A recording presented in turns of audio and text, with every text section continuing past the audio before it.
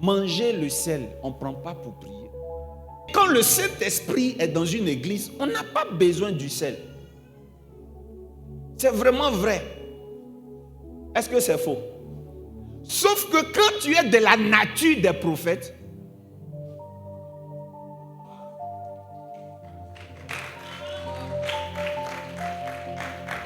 ce qui va tuer une assemblée, c'est ce qu'on appelle l'évangile ou l'onction hybride.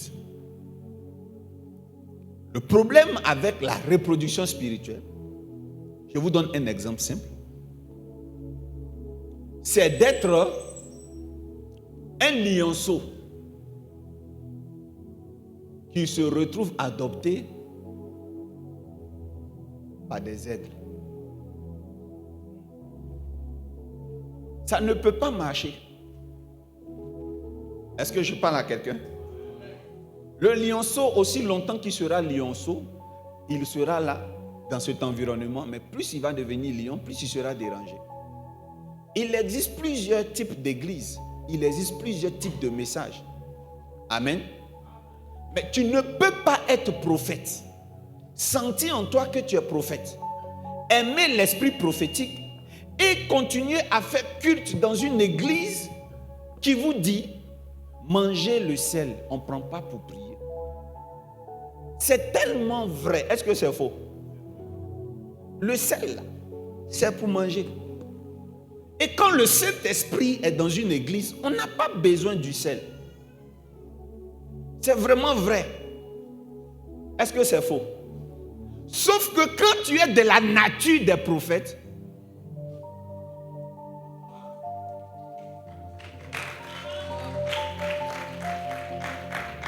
tu travailles avec le Saint-Esprit, mais ta nature ne vient pas du Saint-Esprit. Le Saint-Esprit est récent. Jésus dit, je vous enverrai. Mais avant que Jésus n'envoie, comment Dieu fonctionnait sur terre? En fait, Dieu a toujours existé. Dieu n'est pas le iPhone. Pour dire qu'il y avait le iPhone X, 10, et maintenant il y a une nouvelle version de Dieu, iPhone 15. La Bible dit, il est le même. Hier, aujourd'hui et éternellement. Quand il n'y avait pas la Bible écrite, comment Dieu établissait sa relation avec les humains? Qu'est-ce que les humains lisaient pour vivre?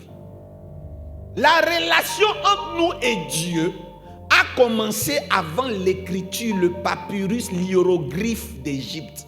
Avant la naissance de l'écriture, Dieu a existé. Mais je vais vous dire que toute chose qui naît sur terre est d'abord créée dans le ciel. La Bible dit que dans le spirituel, il y a eu un livre dans le ciel qui était scellé et personne n'était digne de l'ouvrir. Quand ce livre existait, l'écriture n'existait pas encore sur terre. Mais à l'absence de ce livre qui était dans le ciel, depuis le commencement, il y a des humains qui ont vécu Dieu. Au point que quand on parle des pères de la foi, on ne parle pas de ceux qui avaient la possession de ce livre. Abraham était le père de la foi sans le Saint-Esprit. Mais de quel Saint-Esprit je parle?